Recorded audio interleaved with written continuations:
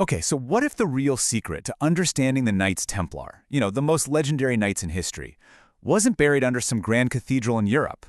What if it was hidden in a forgotten kingdom on the very edge of the medieval world? We're about to dive into a story that connects power, mysticism, and a lost piece of the puzzle that could change how we see a major chapter of history.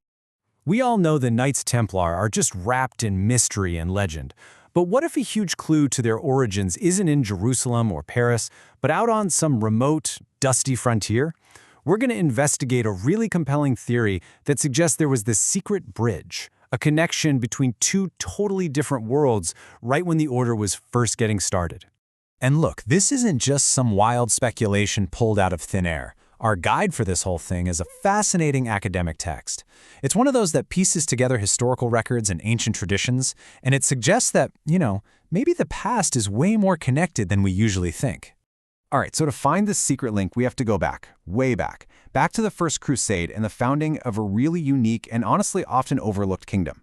This is the place that really set the stage for everything that came after. Now this timeline, this right here, tells an incredible story.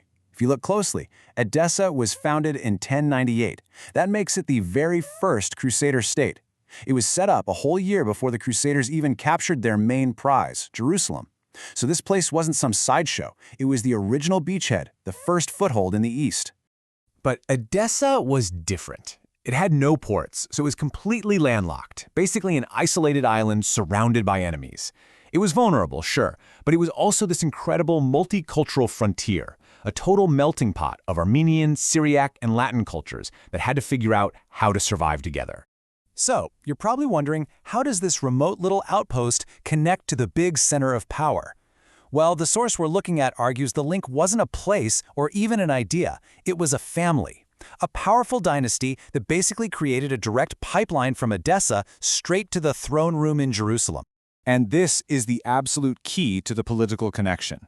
All of a sudden, the leadership of this isolated frontier state and the heart of the Crusader world were directly tied together. It turns out the path to becoming king of Jerusalem ran right through Edessa. And get this, it wasn't a one-time thing, it was a pattern. First, you have Baldwin of Boulogne. He founds Edessa, and then a couple of years later, bam, he's king of Jerusalem. Who takes over for him back in Edessa? His cousin, Baldwin of Bork. And when the first Baldwin dies, his cousin follows the exact same path, from ruler of Edessa to king of Jerusalem. It's the same playbook, twice. Okay, so this political pipeline is pretty hard to deny, but it just begs this fascinating question, right? What else might have been traveling with these rulers? What kind of ideas, philosophies, and cultural influences might have hitched a ride from that unique multicultural frontier to the center of power, right at the very moment a brand new military order was about to be born? Now, this is where the theory gets really interesting. It argues that Edessa, which is known today as Urfa, was so much more than just a military fort. It was an ancient crossroads of learning, of mysticism, of a whole different kind of knowledge. So, far from being some cultural backwater, this region was a historical melting pot. For centuries, ancient philosophies, different religions, and all kinds of mystical ideas had been bubbling away there. It was a place where all these different currents of thought just collided and created something new. I mean, just think about the mix of ideas swirling around here. You had the ancient Hermetic wisdom, all about alchemy and astrology, coming from nearby Haran. The city was home to powerful Christian relics like the Holy Mandilion, and it was a known center for these older Sabian and Gnostic philosophies, which were all about finding knowledge outside of the mainstream. One of the big ideas in this environment was something called Prisca Theologia. Now, that's basically the belief in a single universal truth that connects all religions. The idea that behind Christianity, Islam, and even older traditions, there's a shared hidden wisdom. I mean, what a powerful concept for a place like Edessa. And then there was Gnosticism. This one might ring a few bells.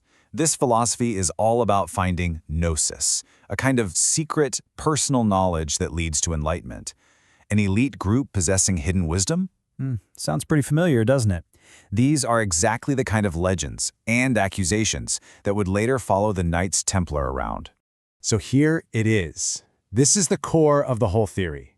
The Baldwin dynasty, maybe without even meaning to, created a bridge. And this bridge allowed this unique blend of ancient wisdom to flow from the intellectual melting pot of Edessa right into the royal court of Jerusalem.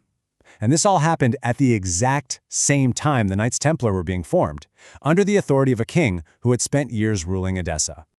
All right, let's just take a second and connect all the dots. Let's recap how these different pieces fit together, because when you see the chain of events laid out, the argument becomes incredibly clear. So let's just follow the logic here. Step 1. You start with Edessa, this unique blend of military outpost and intellectual hub. Step 2. The two Baldwins create that political pipeline to Jerusalem. Step 3. The Knights Templar are founded right there, under a king who came from Edessa. And Step 4. You have the perfect channel, a perfect opportunity for these frontier ideas to take root in this new order. It connects the dots in a way traditional history usually just skips over. And this quote from the source text just nails it, doesn't it? The link between the Knights Templar and Orcha is therefore not only geographical, but also ideological. It's not just about two guys who ruled two different places. It's about the very real possibility that the ideas that defined Edessa helped shape the soul of the Knights Templar. So this whole theory leaves us with a really compelling thought, doesn't it? How many of history's biggest secrets are hidden, not in the famous capital cities we always study, but way out on the forgotten frontiers, in the places where different worlds collide?